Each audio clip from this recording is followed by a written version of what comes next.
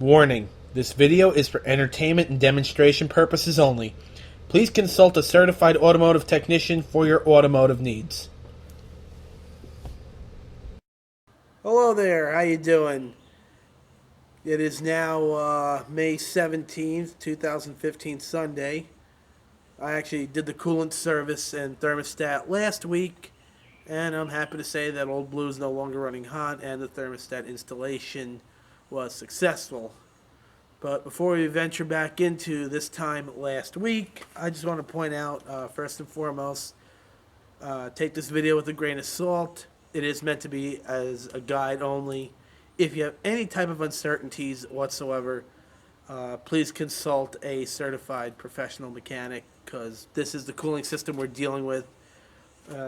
Fluid under pressure. If you don't know what you're doing, you can and will hurt yourself. So I wanted to clear that too. So if you have any type of uncertainty, please don't touch it. Take it to someone you trust. The other thing I wanted to point out, so you'll see here, you'll see in the video where the thermostat is, but I wanted to show you that this particular Ecotech here is a second generation. You can tell because it has the individual coils. If you have the cassette, which goes above all of them, which is what was on the first generation, and even the quad 4/twin cam, your thermostat is not going to be where it is in the video. It's actually going to be towards the back on the manifold, and that could be a problem because I believe the manifold has to come out, and if it does, that's something to think about, because hey, if one of those manifold bolts break, you're pretty screwed. Can this turn into a head job?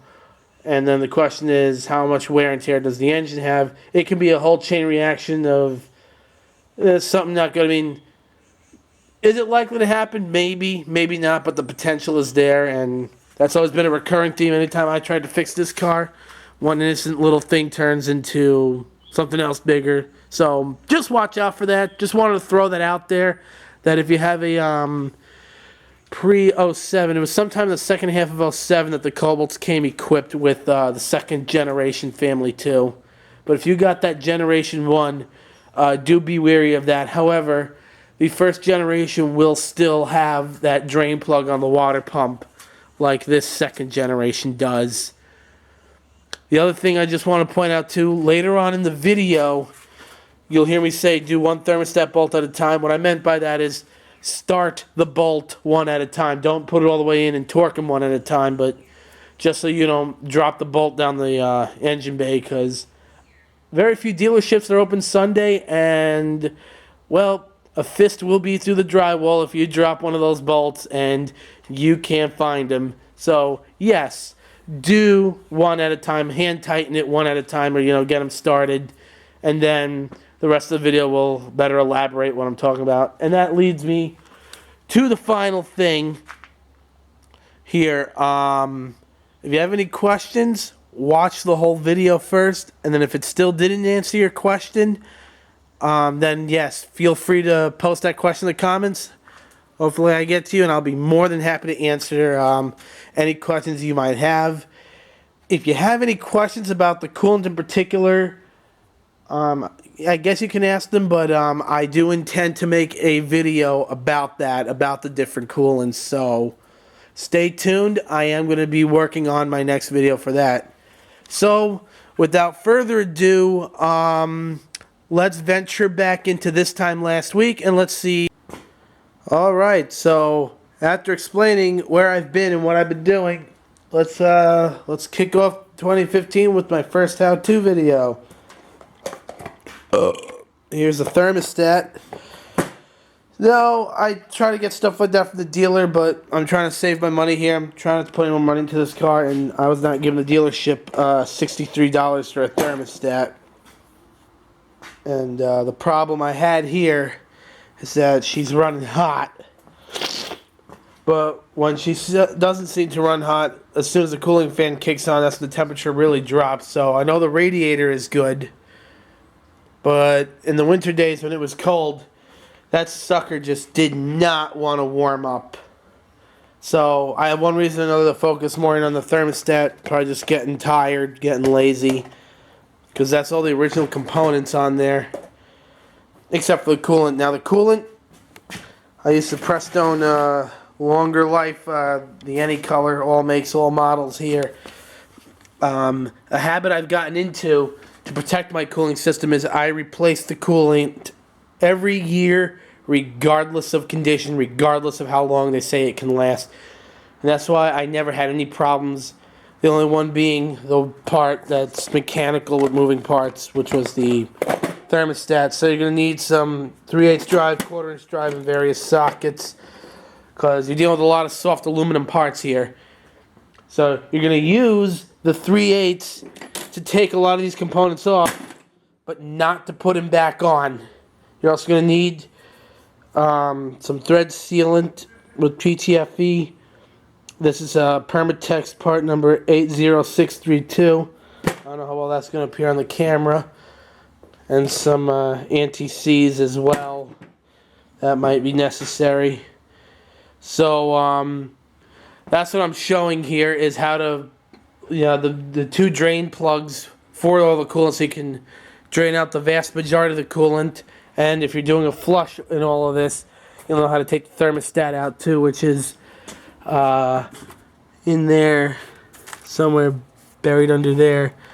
Not too buried. You'll be able to get to it, and you can actually do it without popping off any of the hoses. But I'll also show you the special tool I have to get to clamps and like those in the hard to reach areas. So to get started, we're actually going to take off the radiator cap. Not while the engine's hot, of course. I guess you can warm it up just a little bit if you feel it's necessary, but I don't have any sediment in there or anything, because I have no buildup in there, because I've been replacing the coolant every year. Just like people change the oil frequently for cheap insurance, I applied that same logic when flushing out the coolant.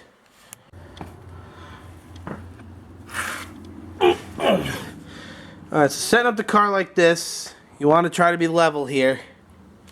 Let's get under here. Now what you're going to need is a 13mm socket deep. Make sure it's a 6-point, very crucial.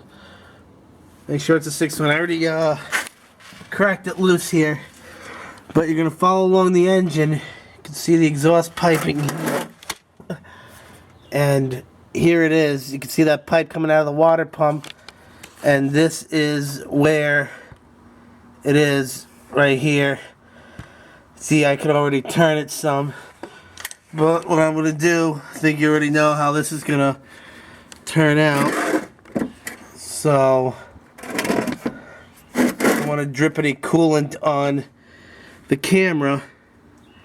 So, just want to show you where that bolt was and what it looks like. And this is where it's going to be located. It's 13mm, use a 6-point socket. That is the water pump, the back of the water pump and the pipe here. So what I'm going to do is I'm going to take this out and I'm going to let the coolant drain out of there. And look at it go. Yep, that's going to drain out the block and everything. There it is. Of course, it's never ever spot on, but hey, it's going to thoroughly drain that cooling system. So here's what the drain plug looks like for the water pump, the plug that I just pulled. See, very stubby, not much to it. I want to avoid cross threadings, and I want to ensure a perfect seal when I put the new PTFE sealant on there. So what I'm going to do is I'm going to hit this with a wire brush, clean this out nice and thoroughly, and inspect those threads. If these threads are anything short of perfect, do not try to reuse this, because this simple little procedure will turn into a disaster. You could turn this into a water pump.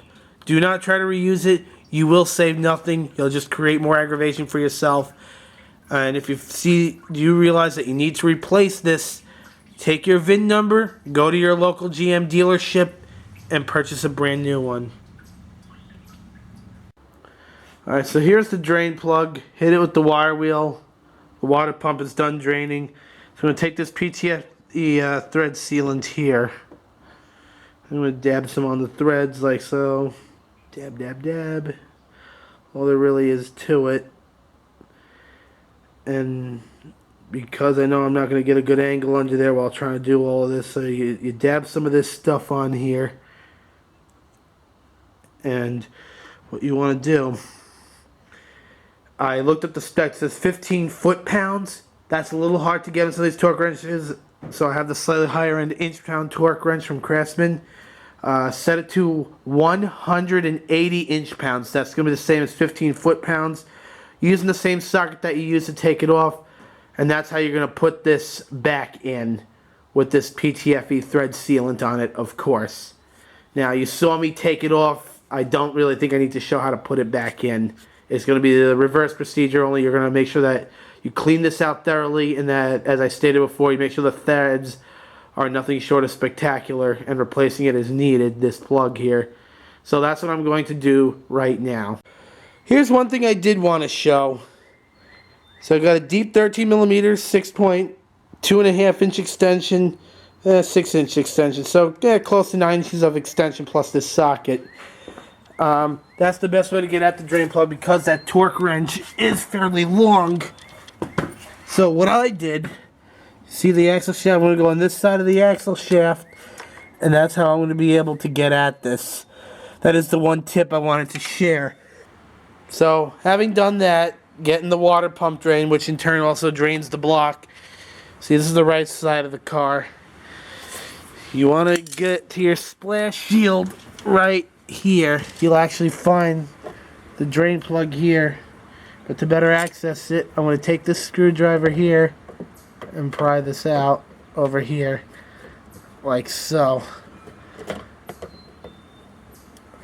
And if needed, use the diagonal cutters not to actually cut it, but to just pry it up under in here, like so, without cutting it off. That's fine. Those cords can be reinserted, and that's going to give you the access you need to this drain plug right over here. And you can use some needle nose pliers to very gently turn it as needed, and then it's going to come draining out from under here. Here it is, draining from here after turning the petcock here. Now you could turn it out all the way and it'll start coming out that way and you can drain it faster, but I don't feel like making a mess, so I'm just going to let it drain out like so. This is why you remember to take off the radiator cap at the top first. So I'm just going to let that drain out. And if you're wondering where I got my torque specs from, go to Haynes. I use the Haynes manual. Really good book. They actually reverse engineer the cars. The one for the Cobalt here is a Haynes part number 38017. Go to page 3-1. The only thing that I didn't find in there was the torque specs for that drain plug in the water pump. But I went on the internet in the various forums, and somebody did get it from the official GM service information that it is 15 foot-pounds or 180 inch-pounds, if you will. So just throwing out that little tidbit while I'm doing all of this. So here we are. Now we're at the thermostat. Now, if you were just changing your coolant, that's where you'd stop and you start to fill up the coolant. But I'm also going to show you how to get to your thermostat. Sorry if the lighting sucks. I don't know how well the camera's going to pick it up. Someday I'll have a drop light. But you see this goes into this bracket here. You want to loosen up this loom here so you have a little more accessibility. Those are the thermostat housing bolts right there. They're two 10mm bolts, and like before, I'm going to say use a 6-point socket. Here's the setup I have here. I have this foot-long extension with this swivel joint here and this deep 10mm socket, and that's going to be the best way to get at them. Alright, so here they are. Here are the two 10mm bolts. They're identical. Same rules as before. Scrutinize, scrutinize, scrutinize these threads. They're less than perfect. Throw them away. Go to the dealership with your VIN number and get the appropriate replacement bolts. And as you can see, there's a little bit of scale here. Not a whole lot, but I'm going to clean these up on the wire wheel. And when I'm ready to put them back in, I am going to use some anti-seize. So I'm going to go and clean these bolts right now. Okay, here's the thermostat in its glory. The thermostat housing, once you take those two 10mm bolts out, I just pulled it by the big hose. And then I was able to yank that sucker right off. And there it is. There it is. See, make note how it goes in. So you see, this is how it goes in. So always make note of whenever you do a thermostat. Well, I'm going to pull that with some pliers. Alright, so I pulled this out here. Use these needle nose pliers. Notice the gasket didn't come off with it, but that's right here on the housing. Right here. So get some emery cloth or something, just clean up that surface good, and then I already put the new gasket on the new thermostat using some petroleum jelly, so that slips right in, and I'm not pinching the gasket when I put in the new one. But that's how the new one is going to go in. This will be in the bottom. It's going to go in like that, just like so. Here's the old one, over 186,000 miles. You can see this gasket material here coming apart. Maybe that's why I was running too cool and too hot, but either way, you know, just wear and tear. This has mechanical moving parts, so it's going to wear out. So, goodbye, old friend.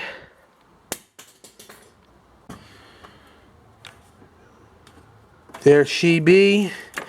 Then I'm going to take this. See, I didn't have to detach any of the hoses here. And then I'm going to put that thermostat housing back on. You want to make sure that you snap it back on. Everything's all lined up. You don't want to rely on the bolts to clamp it back on, because things are going to go in wrong. But that's what you want to do there. Make sure those holes are aligned and the surfaces are perfectly flush. There we go. So I'm going to dab a little bit of anti-seize on the threads here of the thermostat housing bolts. And my advice when you put in these bolts, do one at a time, because if you're holding the other in your hand like so, you're going to open your hand inadvertently, you're going to drop that bolt, and you're going to have a hell of a time. So do one bolt at a time, screw it in by hand, and use a speed handle if you need to. And it's again going to be a 10mm bolt. Use a 6-point. So here's the thermostat housing again. They're back in. One little piece of advice, always start with one of these and hand tighten as much as you can, because if it is cross threading and you're doing it by hand and then only using one of these first, you're not going to have too much leverage. You're not going to be able to puke the threads. You have a chance to back out and try again. I don't know the thread specs for these if you ever do have to get in there with the tap, but one thing is for certain, I will absolutely replace the bolts the next time I have to take out the thermostat housing, because one of them gave me just a tad bit of resistance, and then when I tried to torque it with the torque wrench at 89 inch-pounds, it just wasn't going. I'm like, oh crap, oh please don't. And then eventually I got a little more resistance again, and then it finally clicked in. What a relief. But hey, this is why I do what I do with my coolant. So these components last a very, very long time, and provided that this is not a defect of some sort, hopefully the next time I got to take this thermostat out, well, this whole engine will be out of the car, or I don't know, this whole car might even be in the recycling bin. I don't know yet. Nothing is a lock. I don't know what the future of this car is just yet, but that's later. That's for a different discussion, for a different video. So anyway, now that all that is back in place, all my drain plugs are closed, my thermostat is in, let's start the procedure of filling up the cooling system. So to start this off, everything's all tightened back up.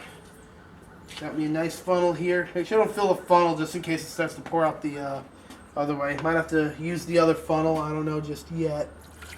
But this is I'm just going with pre-mix this time, because I'm always afraid of getting sediment in my cooling system. I mean, just you can mix your own, but be sure that you buy some deionized or distilled water. and you can get it from Walmart for like 89 cents a gallon or something. And as you're pouring it in, check around, make sure that it's not leaking out of anywhere. Check that periodically. But I know I closed the petcock in the hear all the air bubbles burping out of the system. So you're not starting the engine dry. So pour in what you can. Usually the first gallon in these Cobalts go right down.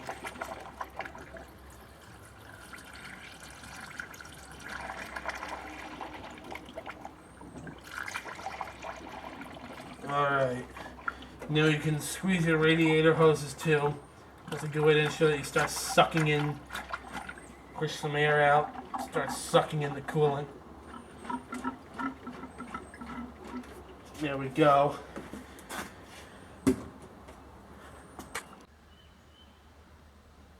Alright, so now we're inside the vehicle. Make sure your heat is all the way up. Make sure it's all the way up. And what you're going to do is you're going to turn it on. Get that engine running. You're going to highlight the coolant so you know how hot that is at all times. There we go.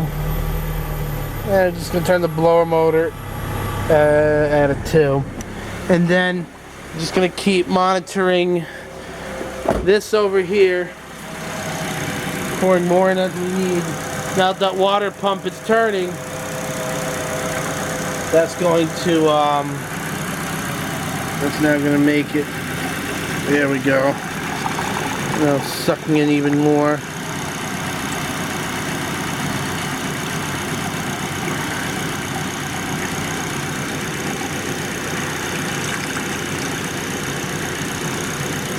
Alright. There we go. That reservoir is filled up enough.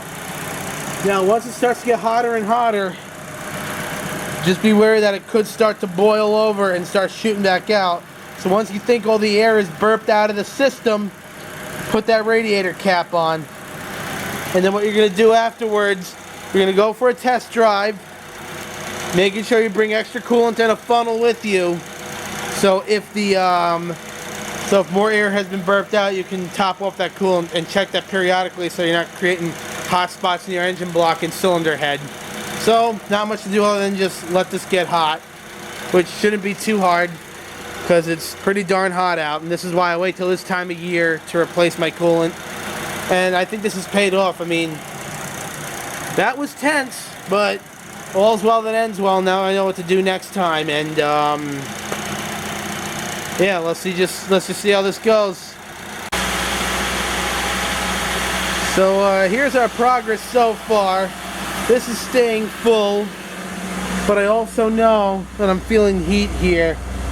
So there's a good chance all that air is burped out. Yeah, it's just readjusting my my tire pressures.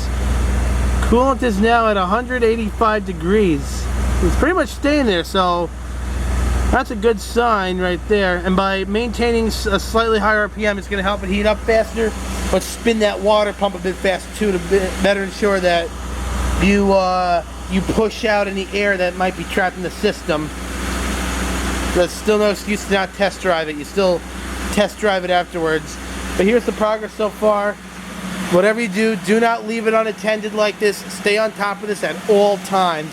So if this starts to boil over and starts shooting up, you shut that engine off, wait for everything to cool down, and then once you're certain you're at the right level, what you do is you're going to fill it back up again to the right level, put the radiator cap on, and then see what it does from there. And the idea is to keep it on until the cooling fan kicks on, and that's how you know that all the air has been burped out of the system. That means the coolant is in fact touching the sensor like you want it to, and then you should be good. And then and only then you finally go out for a test run and really put the engine on under a load. So that's the progress so far I've made. Everything is looking good so far. There we go.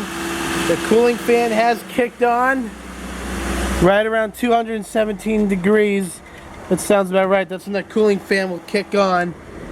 So now it should drop back down to the 190s, and the cooling fan will go faster if needed. But one way that you knew, you see it more when you're at 2,000 RPMs. Look at this hose here. You can look through here carefully, and you will see that you guys see the coolant coming out of there, and this will start to feel hot. So that's a sign right there. And now you know all the air has been burped out because that fan is kicked on. So what I'm going to do is I'm going to go for my tester. I'm going to keep it overfilled, so if there's still air in the system, it could suck down some of that coolant and maybe it'll drop back down to the proper level. So after the test drive, if it's still over full like this, because you don't want to be over full like this. This is the fill line here. Me personally, I always kept it just at the back of the arrowhead after the engine's cooled. So I'm going to go on my test drive, probably go to my watering hole, and then once everything is checking out okay, and it seems that all the air is for sure burped out, I'll use my brake bleeder tool, suck some coolant out so it's just at the correct level. So went on a road test all the rest and let it sit for a while. And it was all good results. This level did drop just a slight bit, not by much.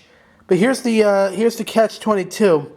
If you don't have enough space and you overfill it, two things are going to happen. You're going to have coolant suddenly coming out, to relieve the pressure, making you think you have a leak when you really don't. And also, you want to have a little space so if there's any more air that needs to be let out, it'll have the space to do so. So I got my brake bleeder here, hooked up here. Now I'm going to drop that some.